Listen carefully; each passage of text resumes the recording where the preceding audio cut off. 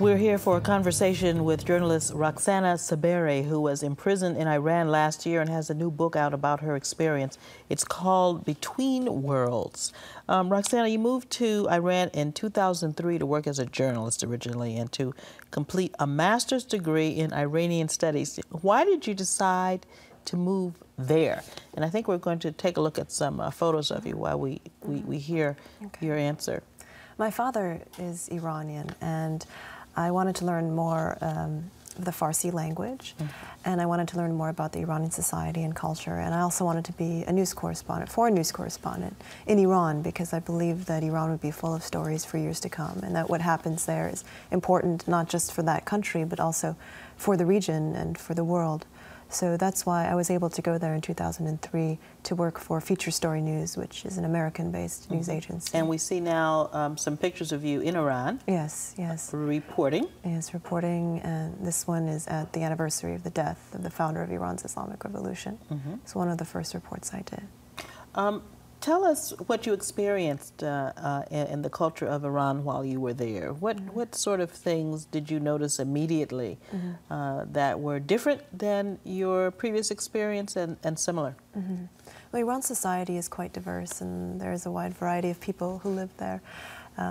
One thing I noticed was certain paradoxes in society. For example, oftentimes what you do in private is considered unacceptable or not allowed in public. So in private, many Iranians would go to parties, drink and go to dance. You know, they dance, men and women who aren't closely related to one another, and sometimes the women wouldn't have their hijab, their Islamic women's covering on.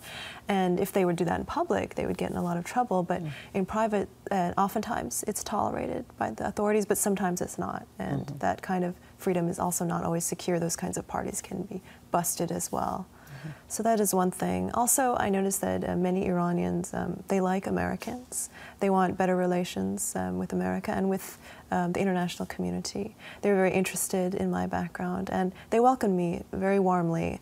I think many of them were glad that to see somebody who had grown up overseas with Iranian roots was coming back to her father's native country to try to learn more about that country, and they wanted to teach me and inform me about it. That's often the case with many nations. It's the leaders, the politics and the political leaders that are fighting, not necessarily the people who live in the country. Exactly, yeah, I got that feeling. Now, yet and still, you've noticed all these different things going on. Were you fearful of filing certain kinds of stories while you were there? Well, as a journalist, I tried to always have balanced reports. I mean, if there was criticism, there was also, criticism of regime policies or whatever. There was also the regime's defense. I'd always tried to have at least two sides of the story, if possible, more than that. I think most journalists, though, they do engage in a certain measure of self-censorship in Iran, whether they're foreign journalists or local journalists, especially if you plan to stay there for more than a week or two. And I was aware that I wanted to do as good a job as possible and to inform the public as well as I could, but there were also limitations involved as well. You mentioned that you were coming to Iran because you wanted to learn more about your father's background. We said at the beginning of the program that in fact that you are, your father is from Iran, your mother's from Japan, you have American background. In fact, very interesting thing about you, you were Miss North Dakota. Yes. And among the top 10 finalists in the Miss America contest, is that right? Here you are.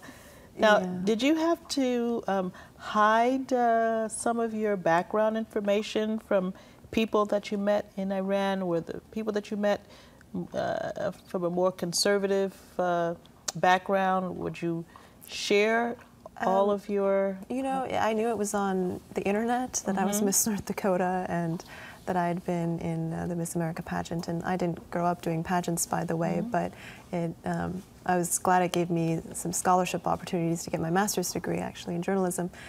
So I didn't hide that, but if people asked me about it, I would tell them about it. And in fact, that's why many women join the pageants, so that they can get the scholarship money. Yes. That's pretty normal. And you did say you were free and open with sharing people about your mixed background. Yes, yes. And many people admired my mother's background as well. She's Japanese, and they asked me many questions about Japan and about America as well. Tell us how your family worked to get you out and to raise awareness up to the White House.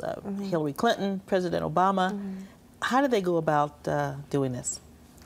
Well, after they went public, about a month after my arrest, and I found all this out much later, and then when the Iranian authorities announced that I was in prison, there was this kind of outpouring of support, and I was so fortunate for that. My parents eventually came to Iran and they started telling me about this when I was in prison, that there were efforts made on behalf of many individuals and organizations and officials in various governments, not just the U.S. government, also, for example, the Japanese government and the Swiss government, which represents U.S. interests in Iran.